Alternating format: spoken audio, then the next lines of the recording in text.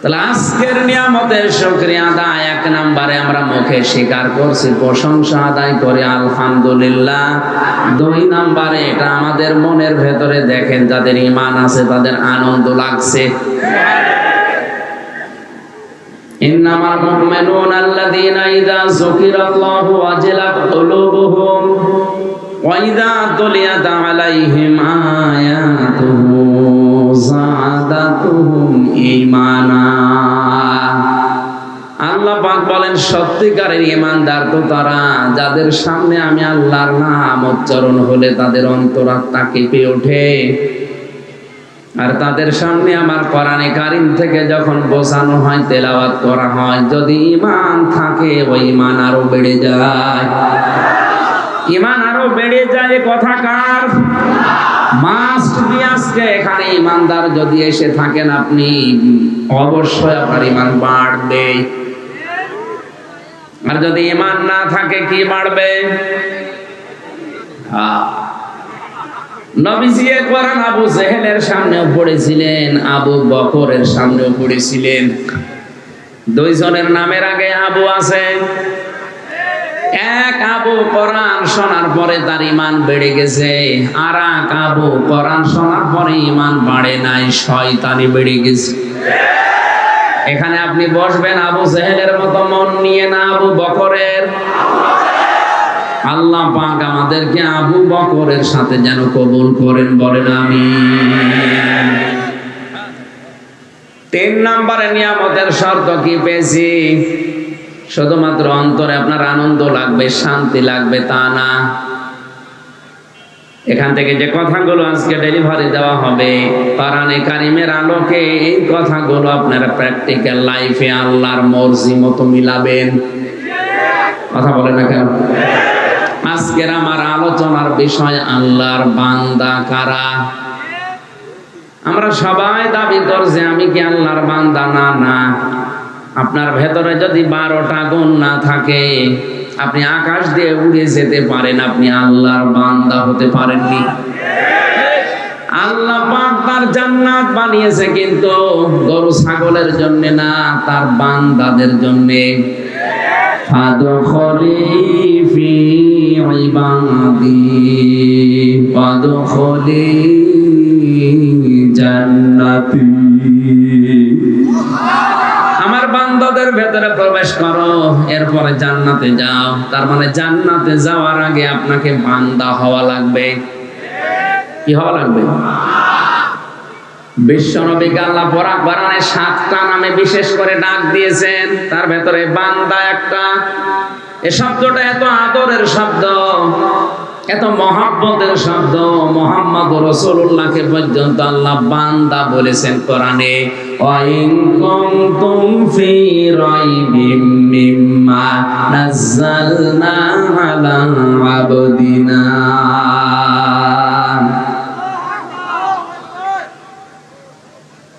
সিরাজগঞ্জবাসী, আজ বাংলাদেশ, ভারত, পাকিস্তানে কত মানুষ বুঝে না বুঝে বিভিন্ন পীরের বান্দা বা গোলাম দাবি করে। এলাকায় পীর আছে কিনা আমি জানি না, অত জোরে বলা দরকার। পীর কি খারাপ জিনিস?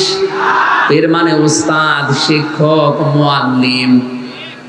আপনি যেটা ইসলামের জানেন না, যারা জানে তার কাছে জেনে নেবেন, এইটাই পীর। কি এর বাইরে কিচ্ছু নেই। তার দরবারে যাওয়া লাগবে, গরু ছাগল নিয়ে পা টেপা লাগবে, এগুলো সব ওদের বানানো।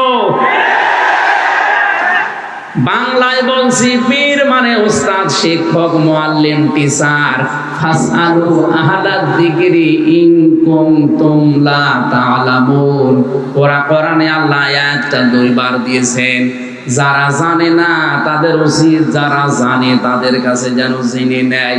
এইটা আরবিতে, এটা ফার্সিতে পীর বলে, আরবিতে বলে মুআল্লিম, ইংরেজিতে বলে টিচার, বাংলায় আমরা শিক্ষক বলি। এ বাংলাটা বুঝেছেন কিনা? পীর কি বাংলা শব্দ? কি ফার্সি? বলেন বলেন। ইংরেজি টিচার, আরবি, মুআল্লিম বাংলা। এই যে শিক্ষক, এইটাও তো পীর। কি কথা বলেন? ওই যে ডক্টর সাহেব, ওইটাও পীর। যারা জানেন না ওনার কাছেও বিষয়টা জেনে নেবেন, এইটাই পীর। এতটুকু পীরের শেষ। তো বাংলাদেশে যে জিনিস যত ভালো তার নকল বের হয় তাড়াতাড়ি।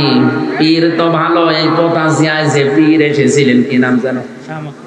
শাহ মখদুম রহমতুল্লাহ আলাইহি। তাদের জীবন আমি পড়ে দেখেছি। এই দেশে যারা ইসলাম প্রচার করেছে নিজের জন্য কিচ্ছু করেনি, সব করেছে জনগণের জন্য।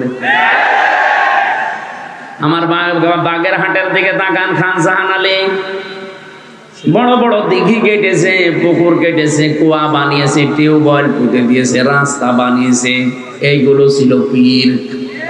চট্টগ্রামের মরহুম আব্দুল জব্বার নিজের একটা কুড়ে ঘর নেই, অথচ নবীজির ঘর, মাদ্রাসা বানিয়েছে কয়েক তালা। 1 থেকে কামিল পর্যন্ত সেখানে পড়ানো হয়।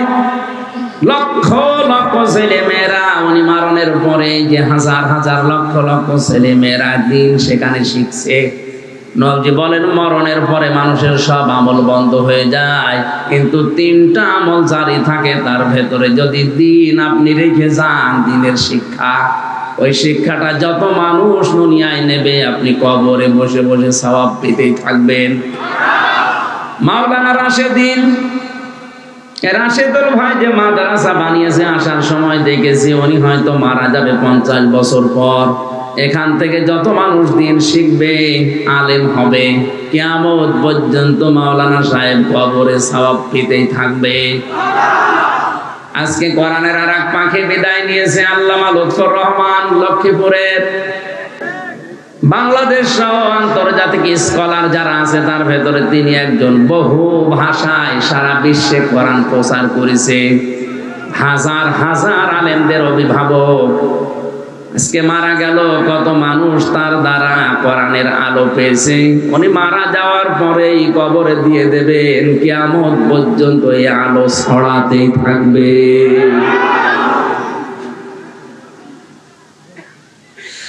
সিরাজগঞ্জবাসী, আমি যেটা বোঝাতে চাই এখানে, পীর শব্দটা ভালো আমরা উল্টা অর্থে নিয়েছি, কারণ অধিকাংশ মানুষের শব্দটা নিয়ে ব্যবসা করে খায়। এই কারণে আজকে থেকে ক্লিয়ার যে যারা জানেন না, যারা জানে ইসলামের বিষয়, তার কাছে জানতে যাবেন। এইটার নাম ফার্সিতে পীর বলা হয়। এর বাইরে কিছু করা তার জন্য আপনি পারবেন না, খুশি করতে পারবেন না। আপনি মনে করেন যদি পীর সাহেবকে একটা এরকম শাল চাদর দিয়ে খুশি করব, আরে ভাই আপনার আগে আপনি তো 2000 টাকার শাল কিনেছেন, আপনার আগে একজন 5000 টাকার শাল ওরে দিয়ে গেছে। পৃথিবীর মানুষকে খুশি করা মানুষের দ্বারা সম্ভব না, কারণ এই যে পেটটা, আল্লাহর নবী বলেন মানুষের এই পেট ভরবে না কোন পর্যন্ত জানো? পৃথিবীর মানুষকে যদি বলা হয় 1 মাঠ ভর্তি তোমাকে স্বর্ণ দেওয়া হয়েছে, সে বলবে আল্লাহ আমি যদি আরেকটা মাঠ ভর্তি স্বর্ণ পেতাম তাহলে আমার ভালো হতো। আরেকটা মাঠ ভর্তি যদি স্বর্ণ দিয়ে দাও, বলবে আরেকটা যদি পেতাম। মানুষের পেট ওই পর্যন্ত ভরবে না যতক্ষণ কবরের মাটি পেটে না যায়। এই ছেলে কথা বলো, কোন জায়গায় আবার কথা বলো।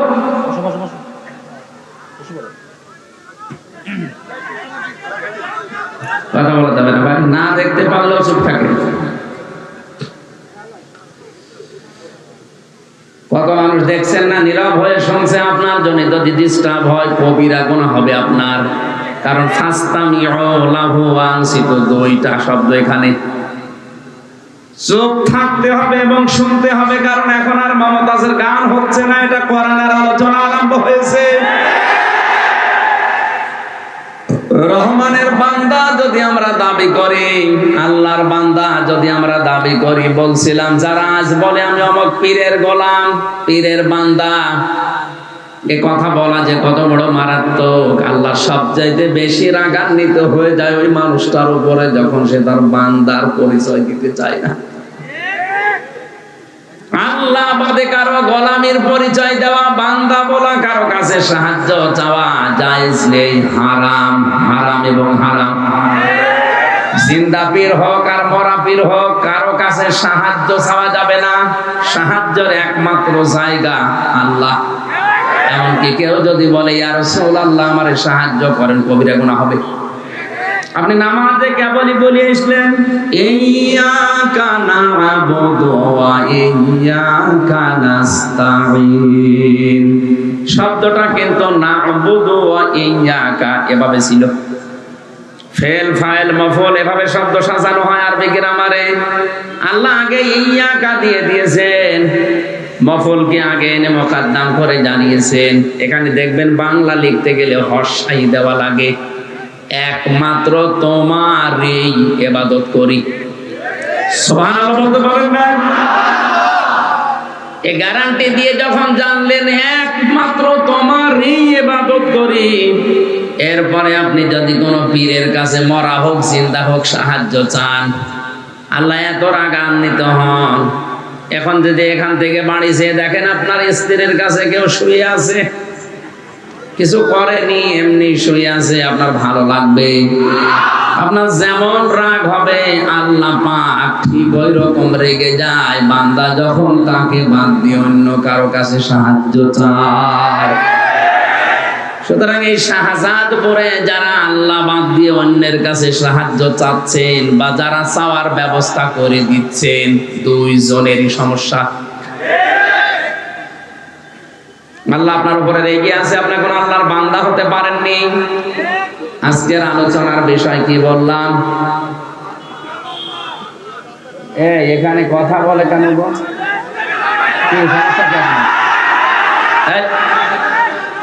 এখানে হয় বসেন না চলে যান।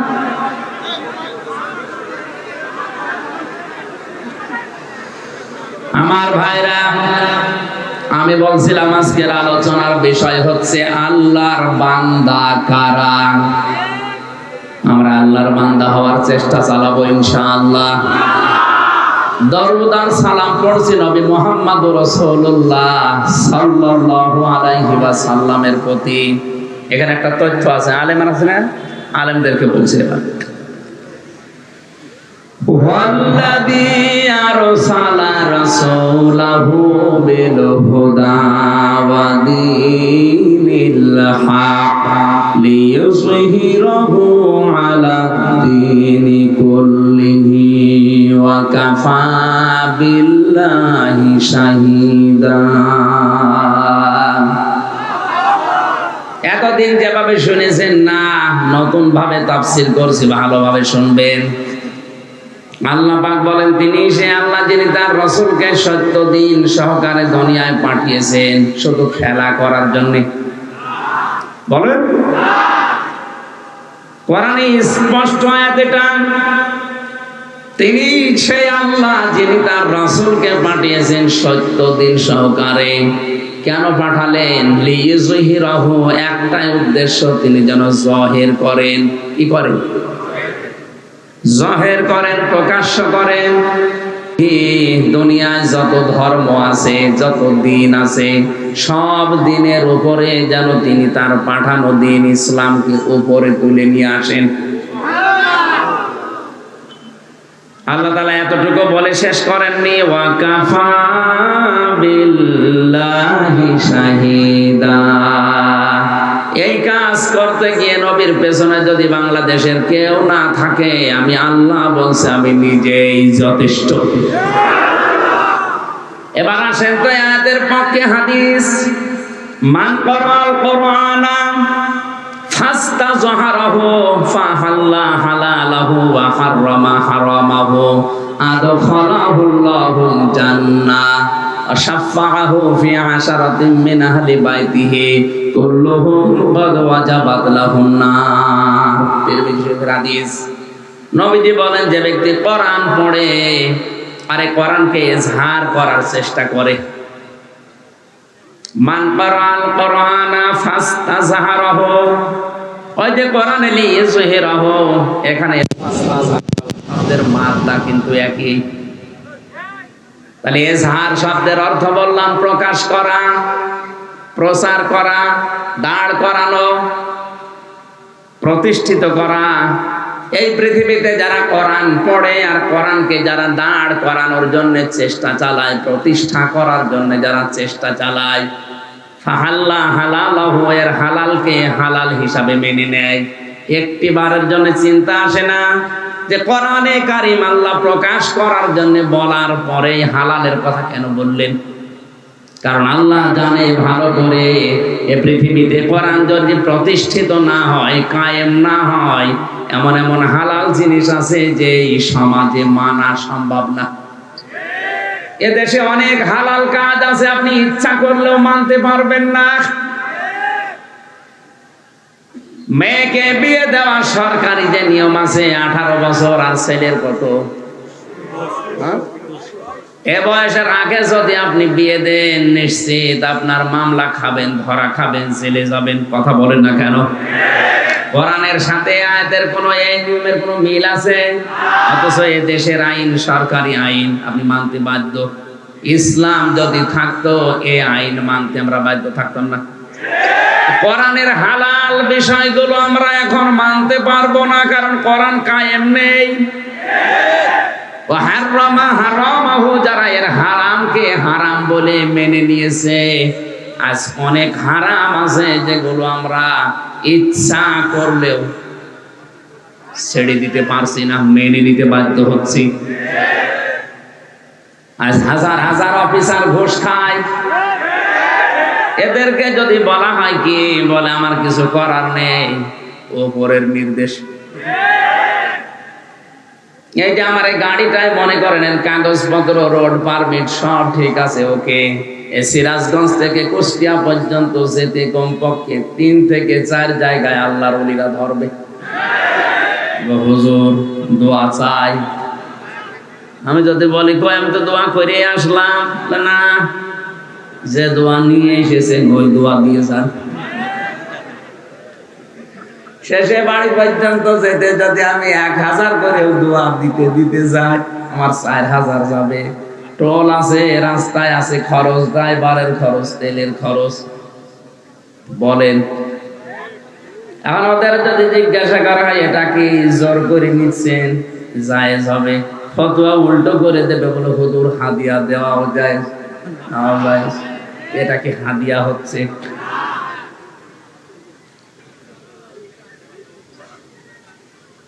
এক সাহাবীকে নবীজি ইয়ামেন দেশে পাঠাচ্ছিলেন, মুআজ ইবনে জাবালকে ডাক দিয়ে বললেন, মুআজ ইবনে জাবাল, ওই দেশে তোমাকে দায়িত্ব দিয়ে পাঠাচ্ছি, দায়িত্বশীল যতক্ষণ থাকবা হয়তো মানুষ তোমার ভয়ে বিভিন্ন হাদিয়া তোফা দেবে, হাদিয়া তোফা ওই পর্যন্ত গ্রহণ করতে পারবা যতক্ষণ ওটা হাদিয়া থাকে, কিন্তু ওটা যদি ঘুষের পর্যায়ে পড়ে যায় তখন আর ওটা নিতে পারবা না।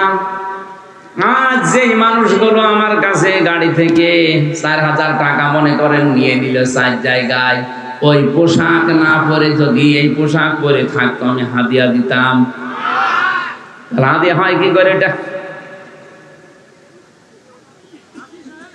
এতটুকুই শেষ করেননি, আমার হারাম কাজ আছে ও নিজে করতে ইচ্ছা করছে না, উপরের অর্ডারে বাধ্য হচ্ছে। ওপরে যিনি আছে বলছে কর, নাই তো তোর এখানে ট্রান্সফার করে দেব, তোর চাকরি খেয়ে নেব, বাধ্য হয়ে হারাম কাজ করা লাগছে। এই জন্য নবীজি বলেন, কোরআন যারা ইজহার করবে, প্রতিষ্ঠা করবে, আর হালালকে হালাল জানবে, হারামকে হারাম জেনে মেনে নেবে, আদখালাহুল্লাহুল জান্নাহ, আল্লাহ নিজে তাদেরকে জান্নাতে প্রবেশ করাবেন। অশাফাআহু ফি আশারাতিন মিন আহলি বাইতিহি কুল্লুহুম ক্বাদ ওয়াজাবাত লাহুন নার। এখানে একটা তথ্য আছে, এইদিকে তাকান। তার জন্য সুপারিশের অনুমতি দেওয়া হবে তার পরিবারস্থ লোক থেকে এমন 10 জনের ব্যাপারে যাদের জন্য জাহান্নাম ওয়াজিব ছিল। কি ছিল? তার মানে জাহান্নামে যারা যাবে। এখানে একটা ছোট্ট সূক্ষ্ম বিষয় ঢুকে আছে। আমি জেলখানায় যাওয়ার আগে 20 সাল পর্যন্ত এই বিষয়টা ক্লিয়ার ছিলাম না জেলে যাওয়ার পরে আমার অনেক আলেমের সাথে পরিচয় হয়েছে, বিশেষ করে মাওলানা মামুনুল হক, মাওলানা সাখাওয়াত হোসেন রাজি। এই সমস্ত আলেমদের কাছে বসে বসে যে বিষয়টা আমি পেয়েছি, আমি এতদিন পর্যন্ত যেখানে লেখাপড়া করেছি যে সার্কেলে, ওখানে এরকম ভাবে জানতাম যে কবিরা গুনাহ করে যদি কেউ তওবা না করে মারা যায়, ওই লোকটা জাহান্নামে গেলে মহান আল্লাহ ওকে আর বের করে দেবে না। কিন্তু মাওলানা মামুনুল হকের সাথে মাওলানা সাখাওয়াত হোসেন রাজির সাথে বহুদিন, প্রায় 2 বছর 8 মাস আমরা পাশাপাশি এই বিষয়টা নিয়ে প্রায় 15-20 দিন একাধারে আমরা আলোচনা করে ক্লিয়ার আমার কনসেপ্ট এসেছে। কোন মানুষ যদি শিরিক আর কুফর, শিরিক আর কুফর করে কেউ যদি মারা যায়, ওই লোকটার জন্য বিনা হিসাবে বিনা বিচারে জাহান্নাম, ওর জন্য আর কিছু নেই। কিন্তু কোন মানুষের যদি ঈমান থাকে আর ওই মানুষটা যদি এই দুনিয়াতে গুনাহ করে, সে কবিরা গুনাহ হতে পারে, সগীরা গুনাহ হতে পারে, তওবা করার সময় যদি না পায় আর যদি বাগী না হয়, এই মানুষটা যদি জাহান্নামে আল্লাহ দিয়েও দেয় কোনো কারণে, ঈমান যদি থেকে থাকে, মহান আল্লাহ তাকে যে কোনো দিন আবার বের করে নিয়ে হাউজে কাউসারের পানি থেকে গোসল করি আবার জান্নাতে দিয়ে দেবে। কিন্তু এখানে সূক্ষ্ম বিষয়টা কি? আপনার ঈমান যদি থাকে, কি থাকে? আজ বাস্তবতায় তো বাংলাদেশের দিকে আমি তাকিয়ে দেখি, ঈমান থাকার মতো অনেকেরই অনেক বিষয় নেই। আমরা জানি এখানে যারা বসে আছেন যে অজু করলে অজু ভেঙে যায় 7টা কারণে, নামাজ পড়লে নামাজ ভেঙে যায় 19টা কারণে, হজ করলে অনেক হজও ভেঙে যায় 5টা কারণে, রোজা করলে রোজাও ভেঙে যায় 2টা কারণে, আমল বা কাজ করলে কাজও ভেঙে যায়, নষ্ট হয়ে যায় 2টা কারণে। এগুলো জানেন কিনা? তাহলে ঈমান যদি আপনি আনেন, ঈমানও ভেঙে যায় 10টা কারণে। ওই 10টা কারণ যদি কারো ভেতরে থাকে আর ও লোকটা যদি বলে না আমার ঈমান আছে, আল্লাহর কসম আপনি তো মুশরিক, আপনি তো কুফরি করি, আপনার ঈমান শেষ হয়ে গেছে। আপনি আর আবু জেহেল এখন সমান। আবু জেহেল যেমন জান্নাতে যাবে না, আপনিও যাবেন না। এখন যদি বলেন কি আবু জেহেলের মতো অত খারাপ আমি, আরে ভাই ও বিশ্বাস করতো আল্লাহ একজন আছে। কি বেশি বললাম না? ও বিশ্বাস করতো আল্লাহ একজন আছে। এই জন্য কাবার চত্বরে গিলাফ ধরে বদরে যাওয়ার আগে বলেছিল, মালিক তুমি আসো আমি জানি মুহাম্মদের বিরুদ্ধে যুদ্ধে যাচ্ছে বদরে, সত্যের পক্ষে যে আছে তাদেরকে তুমি বিজয় দিও। ওর দোয়া কবুল হয়ে গেছে। আল্লাহ একজন আছে, ও যদি বিশ্বাস না করবে, কোন কারণে আল্লাহর ঘর কাবা শরীফেরও দায়িত্বে থাকবে বলেন? এমনকি এই গিলাফ ধরে বলেছিল তুমি আসো আমি জানি। তোর কাজ ছিল মুশরিক ছিল, শিরিক করতো, ও নিজেকে টিকিয়ে রাখার জন্য শিরিক করেছে বেশি এ দুনিয়া। এই জন্য লোকটা যারা শিরিক করে আমরা তাদেরকে মুশরিক বলি। কি বলি? আরো জোরে। মুশরিকের জন্য জান্নাত না জাহান্নাম? এটা যে জাহান্নামে যাবে তার প্রমাণ নবীজি নিজে দোয়া করেছিলেন তার আপন চাচা আবু তালিবের জন্য। চাচা মুশরিক, এই জন্য আল্লাহ দোয়া ফেরত দিয়েছে। এটা জানেন কিনা? তাহলে এখান থেকে প্রমাণ পাওয়া যায়, ওয়ালাইন সালতাহুম মান খালাকাস সামাওয়াতি ওয়াল আরদা লা ইয়াকুলুনাল্লাহ। কোরআনী আয়াতটা কয়েক জায়গায় আল্লাহ জানিয়েছেন, হে নবী ওদেরকে যদি জিজ্ঞাসা করেন আকাশ আর জমিন কে বানিয়েছে, ওরা গ্যারান্টি দিয়ে লা ইয়াকুলুনাল্লাহ, লামে তাকিদ নুনে সাকিলা, গ্যারান্টি দিয়ে বলবে আল্লাহ বানিয়েছে। তাহলে আল্লাহ একজন আছে কথা আবু জেহেল বিশ্বাস বলেন। কিন্তু এই বিশ্বাসের সাথে সাথে ও শিরিক করতো। আল্লাহ একজন আছে কিন্তু ওনার সাথে আরো অনেক শক্তি আছে, এ বিশ্বাস করার কারণে ও মুশরিক। আমাদের দেশে অনেক মুসলমান আল্লাহ একজন আছে বলে, পাশাপাশি অন্য কেউ আছে এরকম বিশ্বাসও করে। এজন্য যারা শিরিক করবে তার 1 নম্বরে ঈমান নষ্ট হয়ে যাবে, 2 নম্বরে যারা কুফরি করবে তাদের ঈমান নষ্ট হয়ে যাবে, 3 নম্বরে যারা নেফাক করবে, মুনাফিক যারা সব ধর্মকে সমান মনে করবে। এটা তাফসীর থেকে আমি একটা উদাহরণ লিখেছি। যারা সব ধর্মকে সমান মনে করে ওর ঈমান নষ্ট হয়ে যায়, এ দেশে নেই। এখন যদি বলেন হুজুর এই কথা বলার দরকার নেই, আপনি ঘটনা বলেন, সাপের কাহিনী বলেন, বলবো? আমি তো আসল কথা বলছি। আপনি আর কোনোদিন জাহান্নাম থেকে বের হতে পারবেন না যদি এই 10টা থাকে। জীবনের মতো যাবেন, এই শেষ, কোনোদিন আর পারবেন না। আর যদি এই 10টার কোনোটাই না থাকে, আপনি কোনো না কোনোদিন যাবেন, আবার একদিন বের হবেন। এই জন্য তো আপনাকে বাঁচার জন্য বলছে, আমি আপনার শত্রু না, আমি আপনার বন্ধু। 5 নম্বরে নবী ছাড়া যারা অন্যের আদর্শকে ভালো মনে করে, এ বাংলাদেশে নেই। এরা আবার জান্নাতে যাওয়ার আশা করে বসে আছে। ওই ভালো করে শুনে, 4 নম্বরে নবী ছাড়া যারা অন্য কাউকে আদর্শ হিসাবে ভালো মনে করে,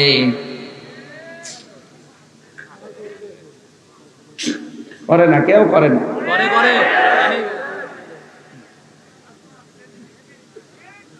আজ টক শোতে বসে বসে নবীর বিরুদ্ধে কথা বলে, তো ওর কাছে নবীর আদর্শ যদি ভালো হতো ও কি করে বলতো?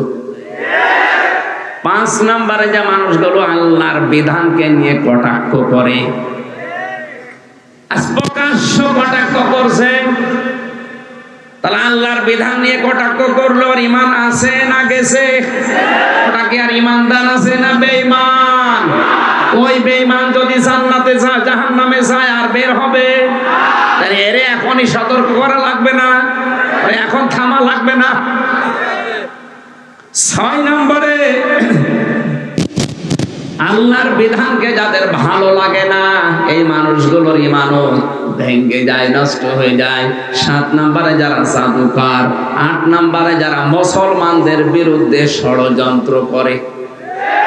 আমার মনে হয় 8 নাম্বার পয়েন্টে বাংলাদেশে অনেকেই ধরা খাবে।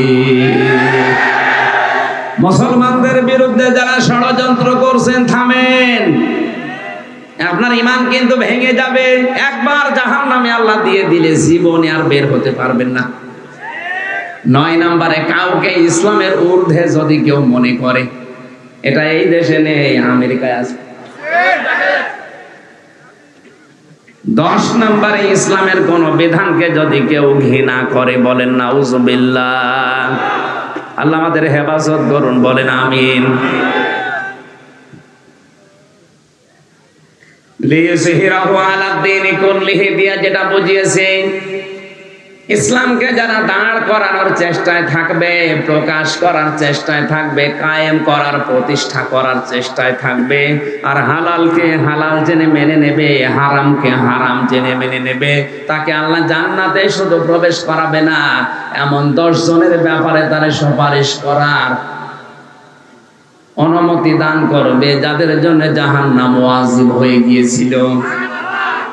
সুতরাং ওই যোগ্যতা অর্জন করার জন্য আজ আমাদেরকে কোরআন পড়তে হবে। এখানে কোরআনের হাফেজ হওয়া লাগবে সে কথা নেই। মান কোরআন কোরআনা, যে ব্যক্তি কোরআন পড়বে, হাফেজ হওয়া ফরজ না। হাফেজ হওয়া ফরজ, কোরআন পড়া ফরজ। কোরআন পড়া কি?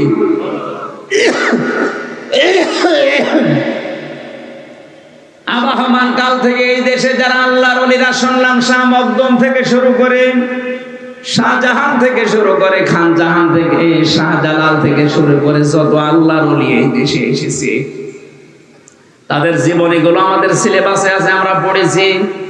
আমরা দেখেছি ওই মানুষগুলোর কাছে কেউ গেলে কোরআন শরীফ তুলে দিত, এই নাও তুমি এইটা পড়লে আল্লাহকে পেয়ে যাবে।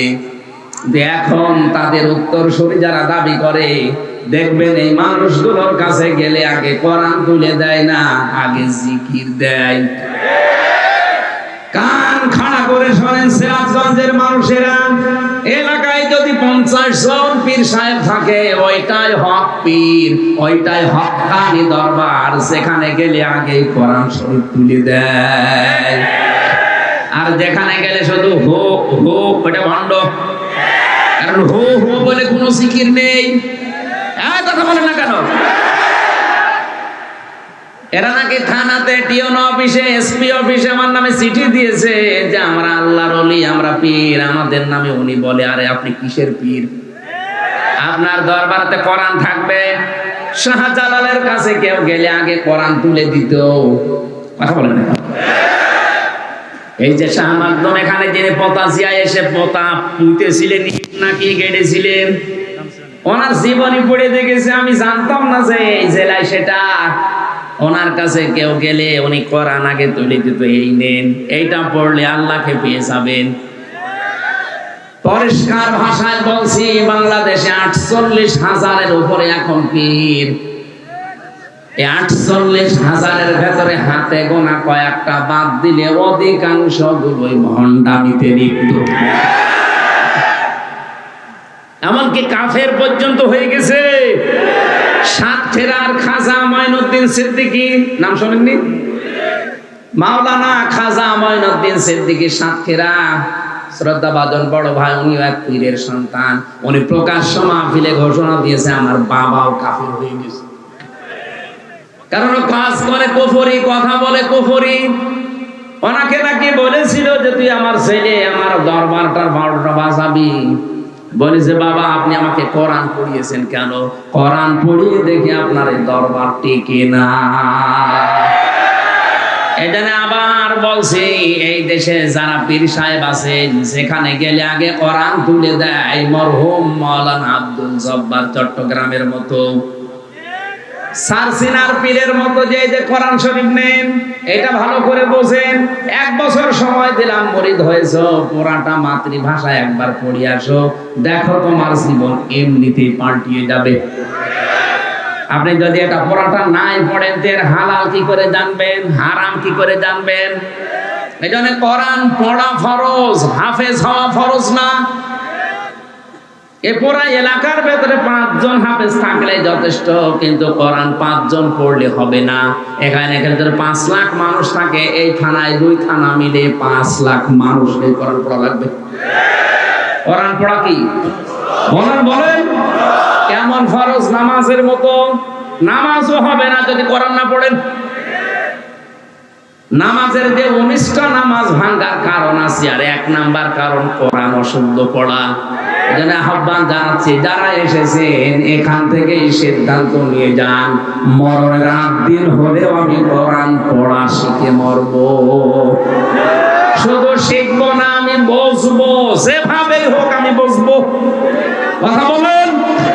চেষ্টা চালান। যদি আপনি এভাবে পড়তে পড়তে নাও পড়তে পারেন, যদি আলিফ বা তা সা পড়তে পড়তেই মারা যান, 50 বছর লাগুক, অসুবিধা নেই। আপনি তালেবে ইলম হয়ে যাচ্ছেন, আর তালেবে ইলম মরে গেলে কোনো হিসাব নেই। সুবহানাল্লাহ বলতে পারেন? অনেকে বলে হুজুর দোয়া করেন ছেলে যেন আব্দুল কাদের জেলানি হয়। এমনি হবে? রাশেদুল ইসলাম যে মাদ্রাসা বানিয়েছেন, ওই রকম মাদ্রাসায় আব্দুল কাদের জেলানিকে তার মা নিয়ে গেছে। ওস্তাদ ডাক দিয়ে বলছে বাবা বলো আলিফ। আব্দুল কাদের জেলানি বলছে হুজুর আলিফের মানে কি? হ্যাঁ, আলিফের মানে আমি জানি না। যে জিনিসের মানে হয় না, অর্থ হয় না, ও জিনিস পড়ি আমি করবো কি? পড়বো না। ওস্তাদ বলে বাবা জি তুমি কি জানো আলিফের মানে? বলে হ্যাঁ, আমি মায়ের কাছ থেকে শুনেছি। কি শুনেছো বলো দেখি। হযরতে আব্দুল কাদের জেলানী তিনি শুরু করলেন, আল্লাহু লা ইলাহা ইল্লাহু আল হাইয়ুল কাইয়্যুম লা তাখুযুহু সিনাতুন ওয়া লা নাওম। একটা একটা করে আল্লাহর পরিচয় দিলেন 10টা। কয়টা? এই আয়াতের ভেতরে আল্লাহর 10টা ক্ষমতার কথা আছে। ফরজ নামাজের পরে কেউ যদি আয়াত পড়ে, আয়াতুল কুরসি যেটা আমরা বলি, এর ভেতরে আল্লাহর 10টা ক্ষমতার কথা বলা আছে। কোন মানুষ যদি ওই অনুযায়ী তার প্র্যাকটিক্যাল লাইফ চালায়, মরণের পরে কোনো বাধা নেই জান্নাতে যাওয়ার, শুধু একটাই রাস্তা খোলা আছে, মরবে জান্নাত পেয়ে যাবে। কিন্তু 10টা আবার মানা লাগবে। আব্দুল কাদের জিলানী 10টার পরিচয় দিলেন আয়াতুল কুরসি তেলাওয়াত করে। উস্তাদ কাঁদতে কাঁদতে বেহুশ হয়ে গেছে।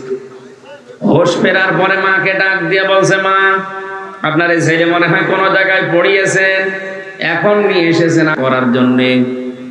মা বলছে, কই কাউ কোনো জায়গায় তৈরি দেয়নি, এই প্রথম আপনার কাছে নিয়ে আসলাম। ওস্তাদ বলে, মা গো আপনার এই ছেলের তো পুরা কোরআনের প্রায় 18 পারা মুখস্থ আছে। মা আমার কান্না আরম্ভ করলেন।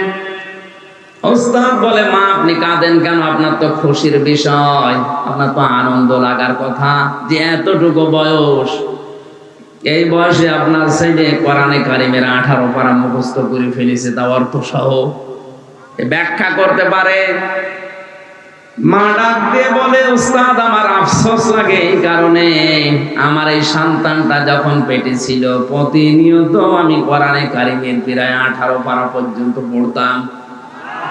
আমি পুরা কোরআনের হাফেজা না, আমি 18 পারার হাফেজা।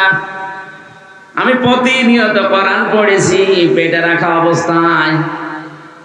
এ সন্তান জন্ম নেওয়ার পরে এর পাশে বসিয়ে বসিয়ে ফজর নামাজ পড়ি আমি কোরআন পড়তাম। ও শুয়ে শুয়ে আমার মুখের দিকে তাকিয়ে আমারে আব্দুল কাদের মুখ মিলাতো।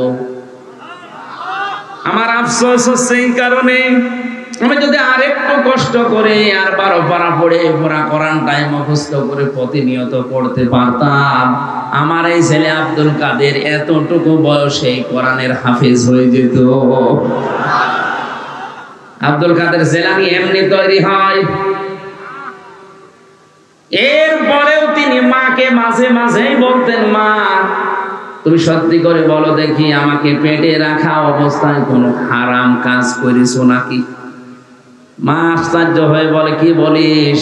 বলে, হ্যাঁ আমি বলতাম না, আমি যা পড়ি আমার মনে থাকতে চাই না, অবশ্যই তুমি আমাকে পেটে রাখা অবস্থায় কোনো হারাম কাজ করেছো। মা বলে, বাবারে তোরে পেটে রাখা অবস্থায় কোন হারাম কাজ করেছি বলে আমার মনে হয় না, তবে একটা কথা আমার মনে আছে, আমার পেটের ভেতরে তোর বয়স যখন 9 মাস, 6 মাস, ওই সময় আমি তোর নানির বাড়িতে ছিলাম। উঠানের উপরে আচার নাড়ি দেয়, শোকাতে দেয় রোদে, ওটা শোকাতে দিয়েছে কে জানো, আমি খেয়ে ফেলেছিলাম। কারণ সন্তান পেটে রাখা অবস্থায় মানুষের টকের দিকে ঝোঁক বেশি হয়। আমি হয়তো তুলে খেয়ে ফেলেছি, মনে করলাম তোর নানির, পরবর্তীতে খোঁজ নিলাম না এটা পাশের বাড়ির একজন রোদে শোকাতে দিয়ে গেছে।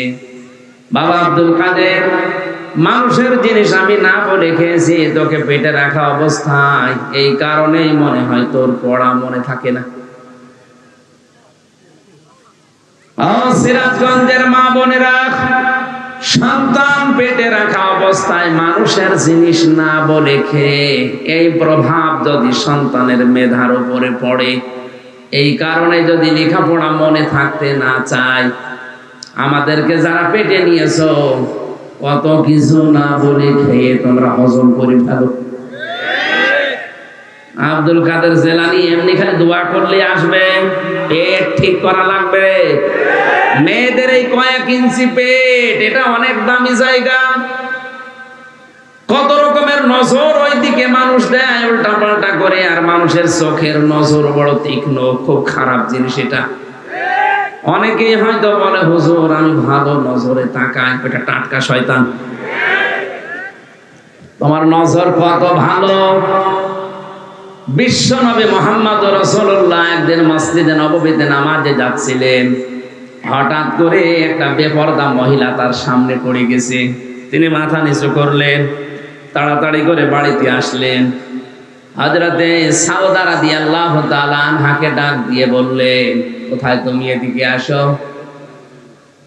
তার সাথে তিনি সংসার করার পরে হযরতে সাউদা বলে, হে রাসূল আপনি তো মসজিদে যাচ্ছিলেন, হঠাৎ করে ফিরে আসলেন কোন কারণে? হযরত সাউদা ডাক দিয়ে বলেছেন, নবীজি বলেন, আমি যখন যাচ্ছিলাম তখন একটা বেপরদা মহিলা আমার সামনে পড়ে গিয়েছিল। তাড়াতাড়ি করে মাথা নিচু করে চোখ বন্ধ করে আমি প্রায় চলে এসেছি। শয়তান আমারে ধোঁকায় ফেলে দিচ্ছিল। তাড়াতাড়ি করে চলে এসে আমার জায়েজ জায়গায় আমি জায়েজ কাজটা করেছি। বলেন তো, শয়তান যদি বিশ্ব নবী মুহাম্মদুর রাসূলুল্লাহকেও ধোঁকা দিতে পারে, আমাদের পারবে না? আপনার মন কি রাসূলুল্লাহর চাইতেও পবিত্র হয়ে গেছে?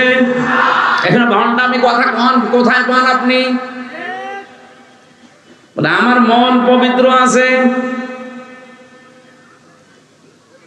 আমি যে কথাটা বলার জন্য পর্যন্ত এসেছিলাম, শিরক এবং কুফরি যেন আমাদের জীবনে না থাকে, তাহলে জাহান্নামে একবার গেলে আর বের হতে পারবেন না।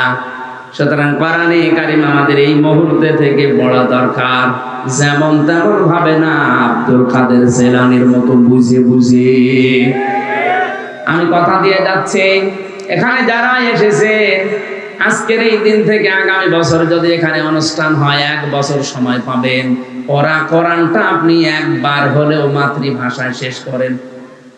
আমি প্রায় 75 বারের উপরে শেষ করেছি, আমার তো আয়ত্ত হয়ে গেছে ইনশাআল্লাহ। আপনি পড়েন একবার, দেখবেন আপনাকে দিয়ে এলাকায় যারা শিরক আর বেদাত করাতে পারবে না। কারণ এটা আলো। এটা কি? সূরা ফুরকান আমি পড়েছি একটা মাত্র আয়াত। ফুরকান মানে পার্থক্যকারী সত্য মিথ্যাকে। এলাকায় যারা সত্য মিথ্যাকে মিশ্রণ করে ফেলে, আপনি কোরআন কারীম পড়লে পার্থক্য করে ফেলবেন। কোরআনের আরেক নাম আছে কোরআন আয-যিকির। কোরআনের নাম কি? এর আরেক নাম আছে আল কিতাব, এর আরেক নাম আছে শিফা। 53টা নাম আমি কোরআনের পেয়েছি। প্রতিটি নামের ভেতরে সিগনিফিকেন্স আছে, একটা ভাব, সুন্দর একটা জিনিস লুকিয়ে আছে। কিতাব বলা হয় কোরআনকে কেন? আমি এখানে একটা সূক্ষ্ম তথ্য বের করেছি, ভালো করে শুনেন। আছেন তো আপনারা? কোরআনে কারীমকে কিতাব বলা হয় এই কারণে, পৃথিবীতে একটাই কিতাব আছে, তার নাম আল কোরআন।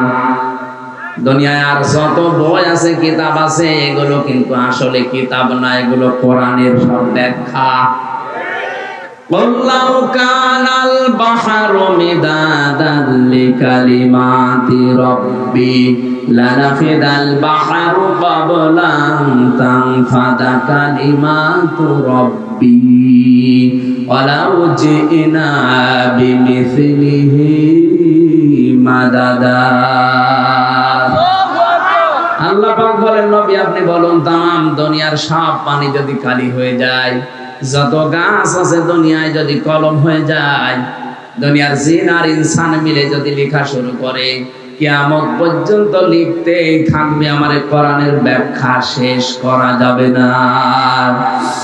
ওয়ালাউ আন্নামা ফিল আরদি মিন শাজারাতিন আকলামু ওয়াল বাহরু ইয়ামুদ্দুহু মিন বা'দিহি সাব'আতু আবহুরিম মা নাফিদাত কালিমাতুল্লাহ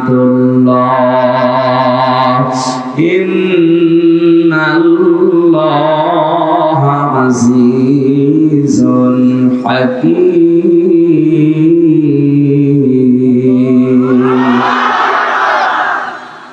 এটা 27 নাম্বার সূরা লোকমানের।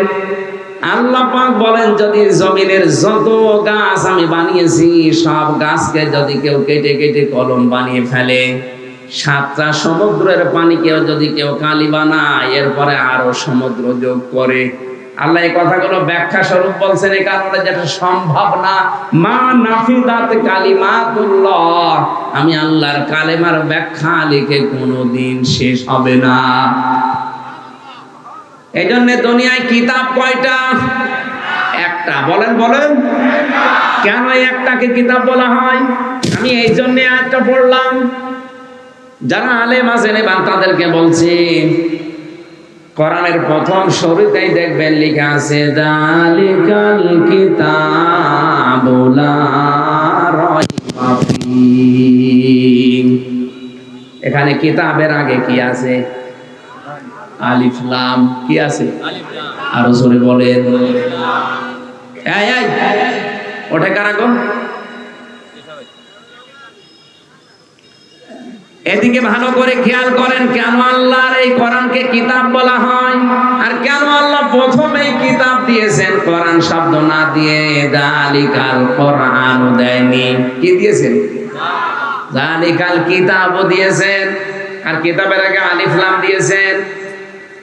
মুফাসসিরিনে কিরাম লিখেছেন এই পৃথিবীতে একটাই মাত্র হেদায়েতের কিতাব, যার নাম কোরআন শরীফ। এখন যদি কোরআন কাউকে হেদায়েত দিতে না পারে, পথ দেখাতে না পারে, ওর মনের পরিবর্তন ঘটাতে না পারে, বুঝবেন ওইটা জাহান্নামে যাওয়ার জন্য তৈরি হয়েছে। কিতাবে কোরআনে কারিমের নাম কয়টা বললাম? ৫৫টার উপরে। কয়টা?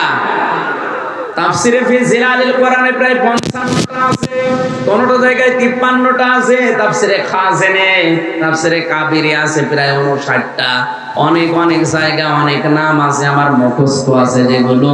তার ভেতরে অন্যতম এই ৪টা: আল কিতাব, আজ জিকির, আল ফুরকান, আল কোরআন। জোরে বলেন আল্লাহু আকবার। আমি যে কথাটা এর আগে বললাম যে কোরআন যদি কাউকে হেদায়েত দিতে না পারে, মনের পরিবর্তন ঘটাতে না পারে, ওর কপালে আর হেদায়েত নেই। এটাকে বানালাম বানালাম বানালাম। এই যে নরসিংদীর গিরিশচন্দ্র সেন, বেটা হিন্দু মানুষ, ওর মন ছিল না কোরআন থেকে হেদায়েত নেওয়ার, কিন্তু কোরআন পড়েছে আমাদের চাইতে বেশি, ও কোরআন বুঝেছে আমাদের চাইতে বেশি, ও কোরআন লিখেছে আমাদের চাইতে বেশি। আমি 1 থেকে মাস্টার্স পর্যন্ত আমার তাফসীরের উপরে মাস্টার্স হয়েছে। আমি এত লেখা লিখতে পারি নাই গিরিশচন্দ্র সেন যত কোরআন লিখেছে। কারণ আমার এক একটা শব্দের হয়তো 2টা 5টা 7টা অর্থ মুখস্থ আছে। আর বেটা হিন্দু গিরিশচন্দ্র সেনের এক একটা শব্দের 33 থেকে 99টা পর্যন্ত অর্থ মুখস্থ ছিল, নয়তো তাফসীর লিখলো কি করে? এখানে যত বড় হুজুর হোক আর যত বড় ডক্টর হোক, বুকে হাত দিয়ে কেউ বলতে পারবেন না যে পুরা কোরআনের প্রতিটি শব্দের অর্থ আমার জানা আছে। পারবে? কেউ পারবে না। আমারও ক্ষমতা নেই। আমি পড়েছি কিন্তু আমার এখন আর মনে নেই। এখন আবার স্টাডি করা লাগবে, দেখা লাগবে। ওর কি মেধা চিন্তা করেন! পুরা কোরআন শরীফের প্রতিটি শব্দের অর্থ তবে 1টা 2টা 5টা না, 33টার উপরে করে একটা শব্দের অর্থ।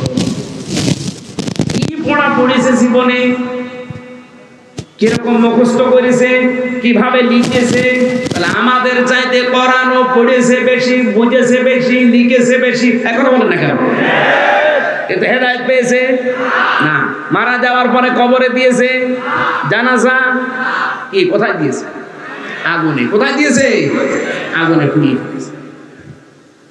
এই জন্য তো কিতাবের আগে আলিফ লাম, যে কোরআন যদি কারো মনের পরিবর্তন ঘটাতে না পারে, কোরআনে কারীম যদি কাউকে হেদায়েত দিতে না পারে, ওর কপালে আর হেদায়েত নেই। তার বাস্তব উদাহরণ এই গিরিশচন্দ্র সেন। এই জন্য এখানে যারা বসে আছেন, একদিনের তাফসীর শুনে আপনি আল্লাহর ওলি হয়ে যাবেন না। আপনার মন যদি তৈরি না হয়, ওই আবু জাহেলের মতো বাঁকা মন নিয়ে বসে কিয়ামত পর্যন্ত শুনলেও হবে না। আবু বকরের মতো মন নিয়ে শোনেন। আমি যে 12টা পয়েন্ট বলছি, দেখেন তো আপনি আল্লাহর বান্দা আছেন কিনা। আর আল্লাহর বান্দার বাইরে যারা আছে, ওরা শয়তানের বান্দা। আরো জোরে বলেন। এবার আমি শুরু করছি। ওয়া ইবাদুর রাহমানিল্লাযীনা ইয়ামশুনা আলাল আরদি হাওনা ওয়া ইযা খাতাবাহুমুল জাহিলুনা ক্বালু সালামা। সূরা ফুরকানের 63 নম্বর আয়াত। কত নাম্বার? 12টা গুণ এখানে আল্লাহ দিয়েছেন আয়াতের পরবর্তীতে। কোরআনে কারীমের 25 নাম্বার সূরা, 6টা রুকু আছে। সূরার নাম হচ্ছে সূরা ফুরকান, সত্য মিথ্যার পার্থক্যকারী। এটাকে বলা হয় সংবিধান। কি বলা হয়? সংবিধান। সংবিধানে 73টা ধারা থাকে, মুসলমানদের সংবিধানে 73টা ধারা থাকবে, তাহলে দুনিয়া শান্ত হয়ে যাবে। আমার আল্লাহ সূরা ফুরকানের ভেতরে 73টা ধারা দিয়েছেন। ব্যক্তি, পরিবার, সমাজ, রাষ্ট্র কি করে চলবে, শান্ত হয়ে চলবে, সেই থিওরি গুলো আছে। এখান থেকে আমরা সংবিধান বানাতে পারি না। সংবিধান বানিয়েছি, বছরে বছরে পাল্টানো লাগে, এরপরও শান্তি হয় না। একবার এটা নিয়ে যান সংসদে, এই 73টা ধারা একবার একটু প্রচার করে, আল্লাহর কসম গ্যারান্টি দিয়ে বলছি, এই 73টা ধারা যদি সংবিধানে সংযোজন করা হয়,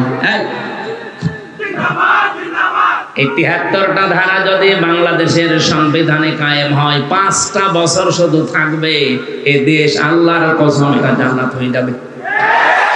চুরি থাকবে না, আর যারা ব্রিজ চুরি করে বন্ধ করে ফেলবে, কারণ এর ভেতরে আছে চুরি করলে হাত কেটে দাও। একটা যদি হাত কাটা পরে যারা ব্রিজ চুরি করেছে, বলবো রে বাবা, ওরে দেখে হাজার হাজার কালভার্ট চোর, রাস্তা চোর এমনি ভালো হয়ে যাবে। আল্লাহ পাক প্রথম গুণ দিচ্ছেন রহমানের বান্দাদের।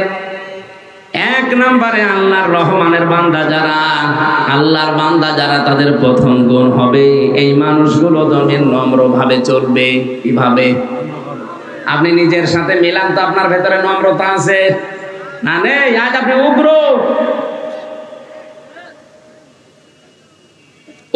ভাব যাদের, এগুলো শয়তানের বান্দা, আর যারা নম্র এগুলো রহমানের বান্দা। নবীজি বলেন, তোর জীবনের ইবাদত বন্দেগী পেছনে এটা কবুল হচ্ছে কিনা যদি জানতে চাও, তাহলে তোমার আচরণটা লক্ষ্য করো, আচরণটা মানুষের সাথে কেমন হচ্ছে। যদি এটা নম্র হয় কথাবার্তার দিক থেকে, ব্যবহার আচারের দিক থেকে, তাহলে বুঝবা তোমার জীবনের ইবাদত কবুল হচ্ছে। আর যদি দেখো যে মানুষের সাথে তোমার আচরণ ভালো না, কথা বললে শুধু উগ্রতা ছড়াও, তুমি শয়তানের বান্দা। আলেম হলেও তুমি শয়তানের বান্দা। আজ এই বাংলাদেশে এখন আলেমে আলেমে সব দুশ্মনী চলছে, আর জালেমে জালেমে দোস্তি চলছে।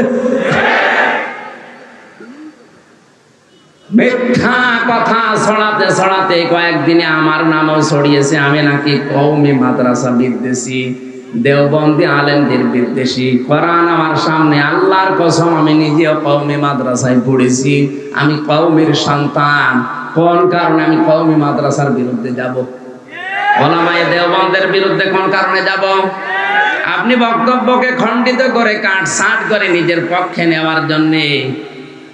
এই বাংলাদেশে আমি সবচাইতে ওপেন ভাবে মামুনুল হকের মুক্তি আমি হামজা চেয়েছি, কারণ আমি তার কাছে থেকে দেখেছি লোকটার চরিত্র কি, তার ভেতরে ইখলাস আছে, তার ভেতরে ইলম আছে, সে লোকটা মুহাক্কিক আলেম।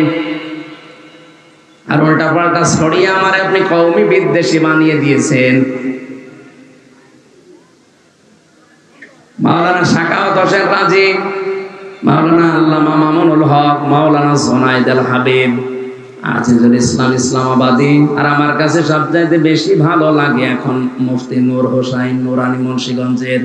এরকম উদার হতে পারেন না আপনি? মাওলানা মামুনুল হক আজ জেলখানায় পৌঁছতেছে এই দেশের কিছু দালাল মৌলবীর কারণে।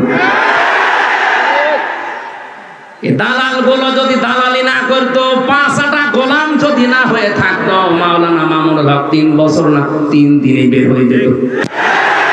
এমন কোন অপরাধ নেই যে তারে খালি ফসলায়, পেছন দরজা দিয়ে শুধু এই যে আলেম নামে, এই মৌলবী নামে এই জালেম গুলো, এই দালাল গুলো খালি ফসলায়। কথা বলতে গেলে ওর গায়ে লাগে, এই কারণে এখন আমারে বানিয়েছে আমি কওমি মাদ্রাসা দেওবন্দি আলেমদের বিরুদ্ধে। শয়তান শয়তানি করার জায়গা পাও না, এটা মানুষের নামে আন্দাজে এক মিথ্যা তহমত দিয়ে দাও। আমি সে ছোটবেলা থেকে নিজে কওমি মাদ্রাসায় হাফেজি, কওমি, আমি কওমির সন্তান, আর আমার নাম দিয়েছে ওটা। আমি সংগঠন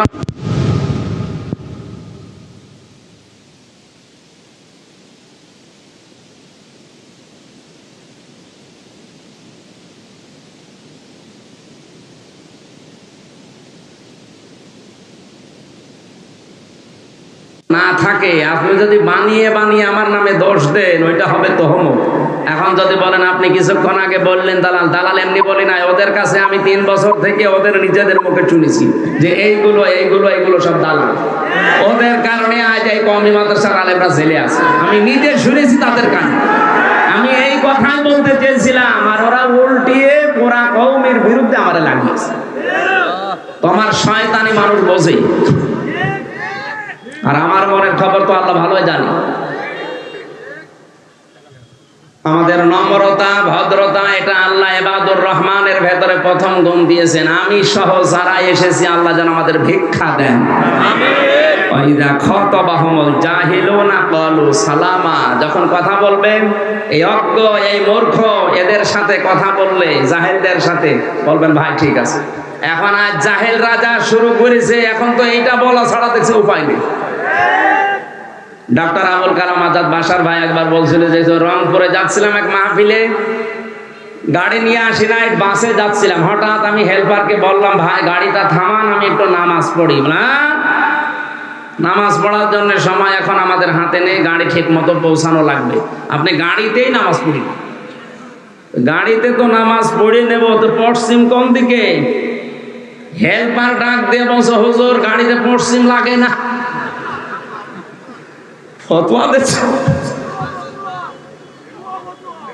অথচ ডক্টর তারে ফতোয়া দিচ্ছে যে হুজুর গাড়িতে পশ্চিম লাগে না। তখন রেগে গেছে, এই বেটা হুজুর তুই না আমি, তোরে আমি জিজ্ঞাসা করলাম একটু থামালি না, পশ্চিম কোন দিকে তাও বলিস না, তুই ফতোয়া দিলি, তুই ফতোয়া বুঝিস। সত্যি করে বলা আসলে পশ্চিম কোন দিকে? হুজুর আমি জানি না। এই যে পেটে বোম মারলে বের হয় না, আর এরা ডক্টর আবুল কালাম আজাদের ভুল ধরে।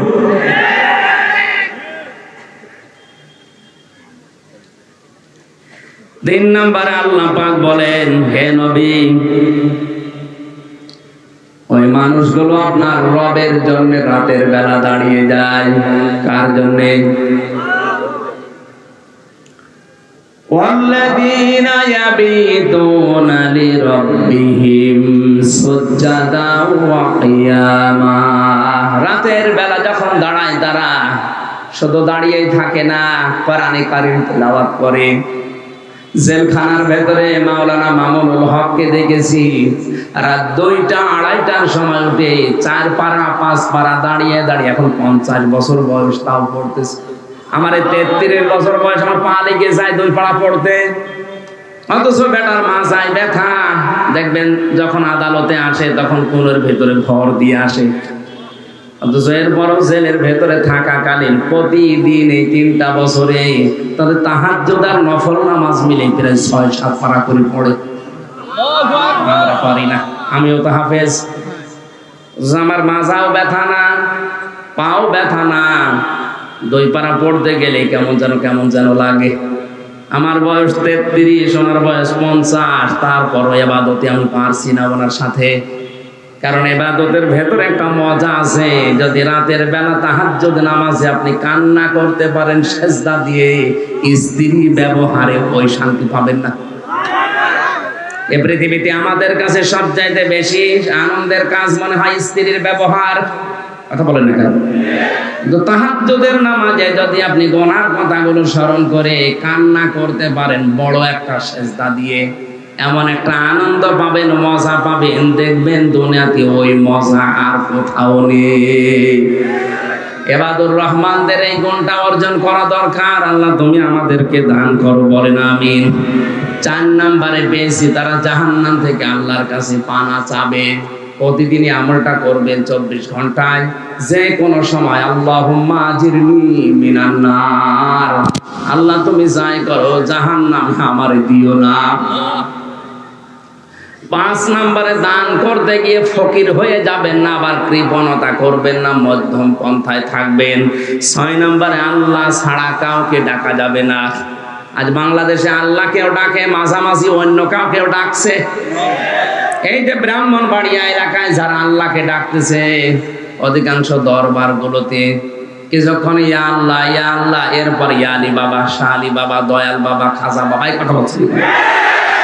এগুলো হারাম। এটা রহমানের বান্দার গুণ না শয়তানের বান্দার গুণ। 7 নম্বরে অন্যায় ভাবে কাউকে হত্যা করা যাবে না, রায়ও দেওয়া যাবে না। 9 নম্বরে জিনা করা যাবে না। এখানে 3টা বললাম পরপর। আল্লাহ বাদে অন্য কাউকে যারা ডাকে অথবা আল্লাহকে ডাকে পাশাপাশি অন্য কাউকে যারা জুড়ে দেয়। 2 নম্বরে যারা অন্যায় ভাবে মানুষ হত্যা করে।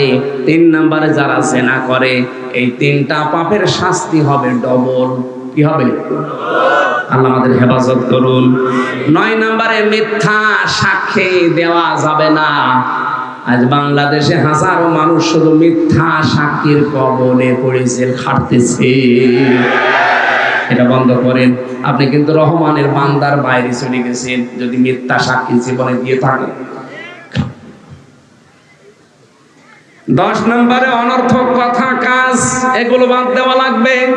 যে কাজে দুনিয়া এবং আখিরাতের কোনো ফায়দা নেই ওই কাজ থেকে নিজেকে বাঁচিয়ে রাখা লাগবে। আর যারা মোবাইলে উল্টাপাল্টা নাচ দেখেন, উলঙ্গ ছবি দেখেন, এটা দুনিয়া এবং আখিরাতের কোনো ফায়দা আছে? বলেন।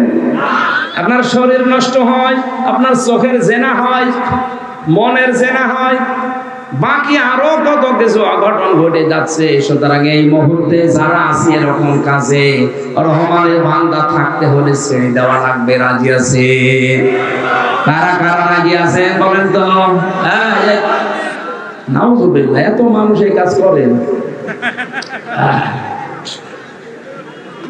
এলাকায় তো আমি এসে মানুষ ভালো মনে করছিলাম, এরা দেশে সব উলঙ্গপনায় আছে।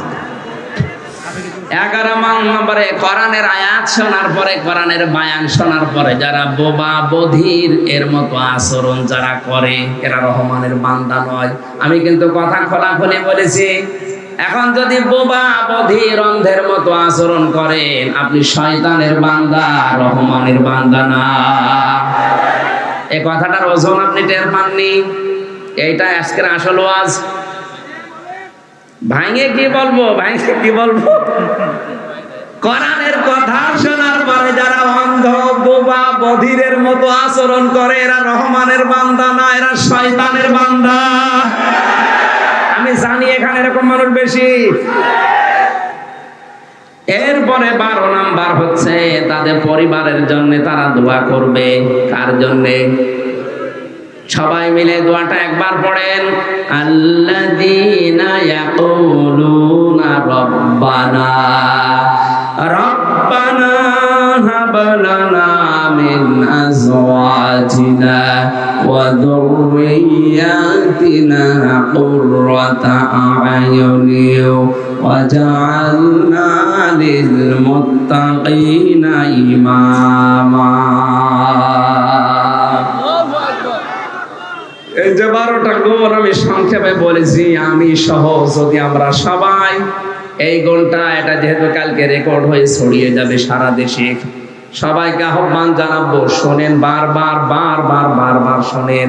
নিজেদের জীবনে যদি আমল করে নিতে পারেন এই 12টা গুণ, আপনি রহমানের বান্দা হিসাবে আল্লাহ পাক নিজে আপনার জন্য অ্যাপার্টমেন্ট তৈরি করবেন। এই পৃথিবীতে একজন মানুষকে আল্লাহ জান্নাতের ঘর দেখিয়েছিলেন, তার নাম আসিয়া। নাম কি? হযরতে আসিয়াকে আল্লাহ নিজে জান্নাতের ঘর দেখিয়েছেন।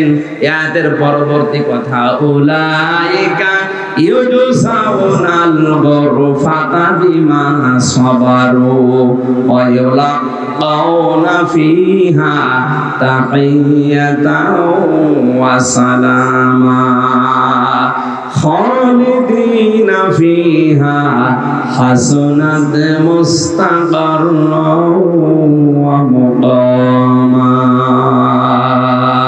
সুবহানাল্লাহ আলহামদুলিল্লাহ লা ইলাহা ইল্লাল্লাহ। প্রশ্ন দিয়েছেন মহিলাদের জন্য কি দিন প্রচার করা ফরজ? সবার জন্য ফরজ। যে যতটুকু জানে তার অঙ্গনে প্রচার করা ফরজ, কিন্তু পর্দা রক্ষা করা লাগবে। মহিলাদের চিল্লায় যাওয়া কি যায়? যদি মাহরাম থাকে চিল্লা মানে কি? ওই 40 দিনে যেতে হবে তা না, আপনি একদিনে যান, কোনো অসুবিধা নেই। মহিলারা সেজদা দেবে কিভাবে, মেয়েদের সেজদা দেওয়ার ওই বইতে নিয়মটা লেখা আছে, ছবি সহ দেওয়া আছে কিভাবে সেজদা দেওয়া লাগে। এটা তো এখানে দেখানো যাচ্ছে না। মেয়েরা মেয়েদেরকে স্বামীরা দেখাবেন, ওরা না গুটো গুটো হয়ে বসবে, একেবারে সব কিছু আটো সাটো হয়ে শারীরিক ঘটনার কারণে।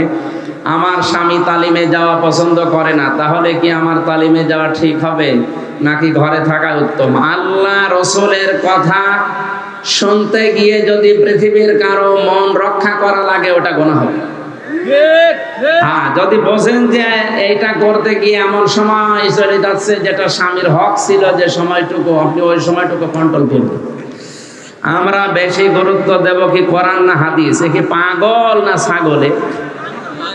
আগে কোরআন, এরপরে হাদিস। এশার নামাজের পরে সূরা মুলুক আর সূরা বাকারার শেষের 3 আয়াত নাকি 2 আয়াত পড়তে হবে? শেষের 3 আয়াত আর সূরা মুলুক। আল্লাহ আমাদেরকে তৌফিক দিন, আমিন। বারাকাল্লাহু লানা ওয়া লাকুম ফিল কোরআনিল আযীম, আল্লাহুম্মা আমিন। রব্বানা যালামনা আনফুসানা ওয়া ইল্লাম তাগফির লানা ওয়া তারহামনা লানাকুনান্না মিনাল খাসিরিন। রব্বুল আলামিন, সিরাজগঞ্জ জেলার শাহজাদপুর থানার পতাজিয়া গ্রামের দিকে তাকাও। এই মোনাজাতটা বসে করেন, বসেন। আরে মিডিয়া আলারা বলি না মোনাজাতটার পরে তোমরা করবা, কি করো কথা বলো না, বসো। আর দোয়া ও মুখ্য ইবাদত, দোয়া হচ্ছে ইবাদতের মগজ। এটা বসেন না কেন? দোয়া হচ্ছে, বসেন। আমরা কোনো পীরের কাছে, কোনো বাবার কাছে না, কার কাছে? আল্লাহর কাছে আমাদের জীবনের কথাগুলো আমরা মন থেকে জানাবো। রব্বানা আতিনা ফিদ দুনিয়া হাসানা ওয়া ফিল আখিরাতি হাসানা ওয়া কিনা আযাবান নার। রব্বুল আলামিন, সারা জীবন অপরাধ করে জীবনটা নষ্ট করে ফেলেছি। হাত ওঠায় কথা বলবো ভয় করে, লজ্জা করে। আমাদের পেছনের দিকে তাকিও না, তোমার রহমতের দিকে তাকাও, জিন্দেগীর গুনাহগুলো মাফ করে দাও। আল্লাহ তাআলা হযরত আদম থেকে পর্যন্ত যত মানুষ কবরে আছে, কোরআনের ইজ্জতে মাফ করে দাও। বিশ্বনবী মুহাম্মদ রাসূলুল্লাহর রওজায় আজকের আলোচনার সওয়াবগুলো পৌঁছিয়ে দাও। এই মাহফিলের আয়োজন করতে গিয়ে তোমার যে যুবক বান্দারা মাত্র 3 দিনের ব্যবধানে এত কষ্ট স্বীকার করেছে, এই যুবকদেরকে যে মা পেটে নিয়েছে, মায়ের পেট তুমি ধন্য করে দাও। আল্লাহ, আমার বিশ্বাস, আমার ঈমানের বিশ্বাস হচ্ছে তোমার নবী যদি এখন বেঁচে থাকতেন, এই যুবকগুলো তাদের জীবন দিয়ে হলে তারা পাহাড় দিত। 3টা দিনের ব্যবধানে কোরআনের ইজ্জতে যারা এত কষ্ট করতে পারে, কোরআনের প্রসারে প্রসারে তোমার নবীকে জীবন দিয়ে হলেও রক্ষা করত। আল্লাহ তাআলা এদেরকে তুমি তালহা ইবনে সুবাইরের মতো কবুল করে নাও। এদেরকে যে মা পেটে নিয়েছে, মায়ের রূপে তুমি খাদিজার মতো, হযরতে রহিমার মতো বানিয়ে দাও। সম্মানিত মা বোনদেরকে তুমি হযরতে ফাতেমা, হযরতে আয়েশার সাথে কবুল করো। অনেক পরিবারে শান্তি নিয়ে আল্লাহ শেফায়ে কামেলা আজেরা দিয়ে শান্তি দান করো। মেয়েরা অনেকে অসুস্থ, দোয়া চেয়েছে, এমন রোগ তুমি দিয়েছো যেটা মানুষের কাছে বলা যায় না। আশা নিয়ে এসেছি মুসাফির অবস্থায়, অসুস্থ অবস্থায়, মাজলুম অবস্থায়। আল্লাহ, তুমি আমাদের রোগ শোক দূর করে দাও। মাহফিলের সভাপতি জনাব আলহাজ আলমগীর জাহান বাচ্চু, আল্লাহ, তার অনেক দায়িত্ব তার মাথার উপরে। তুমি যে দায়িত্ব জনগণের দিয়েছো, তার মাথায় সঠিকভাবে সাধুতার সাথে পালন করার তৌফিক দাও। আমাদের প্রধান অতিথি মাননীয় এমপি জনাব চয়ন ইসলামকে কবুল করো। জনাব ডক্টর সাজ্জাদ হায়দার লিটন ভাইকে তুমি মঞ্জুর করে নাও।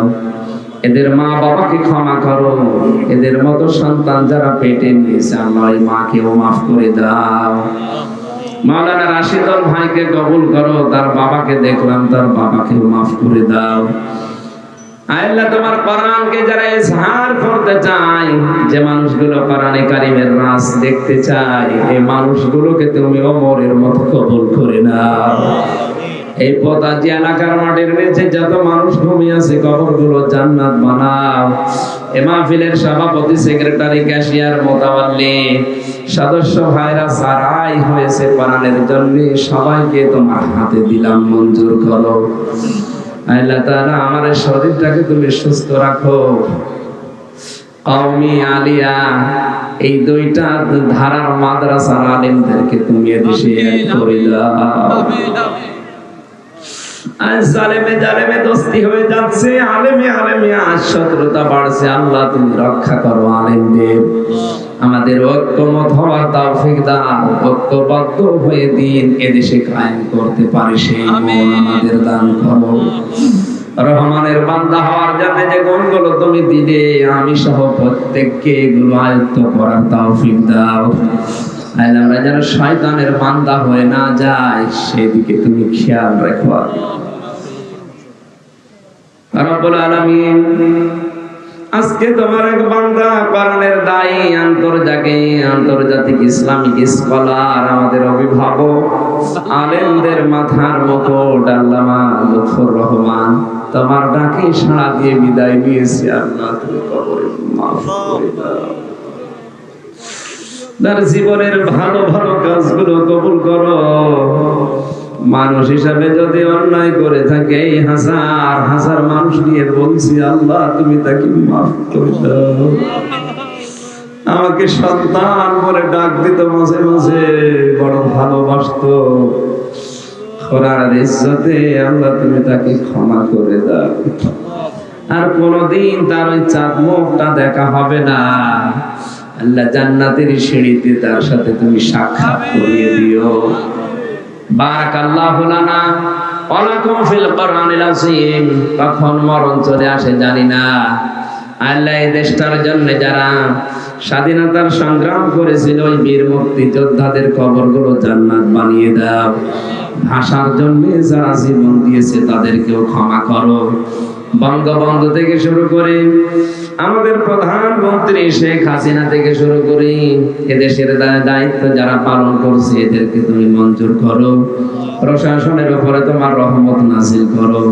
শাহজাদপুর থানার OC, SLR, SP, DC, TNO, যত পুলিশ সদস্য ভাইরা দায়িত্ব পালন করেছে কোরআনের জন্য, আল্লাহ এদের ইবাদত হিসাবে কবুল করে নাও। এদের মা বাবা, আত্মীয় স্বজন যারা দেশে আছে, তাদেরকে তুমি সহি সালামতে রাখো। বাংলার প্রশাসনকে আল্লাহ তুমি ওমরের মতো বানিয়ে দাও। আল্লাহুম্মা ইন্নী আসআলুকা শাহাদাতান ফি সাবিলিক। শাহাদাতের মরণ চাই, শাহাদাতের মরণ চাই, শাহাদাতের মরণ চাই। মরণের সময় যেন বলতে পারি লা ইলাহা ইল্লাল্লাহু মুহাম্মাদুর রাসূলুল্লাহ।